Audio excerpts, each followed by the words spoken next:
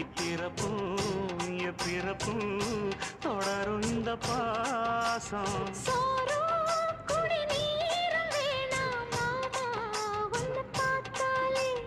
ஆறும் பசியாரும் தானாச மொழி கேட்டாலே ஒன்ன பிரிஞ்சிருக்க தன்னந்தனிச்சிருக்க அம்மம்மாடி அப்பப்படி என் மனசு ஒத்துக்காது. செந்தூர பாண்டிக்கு ஒரு சோடி கிளி கூ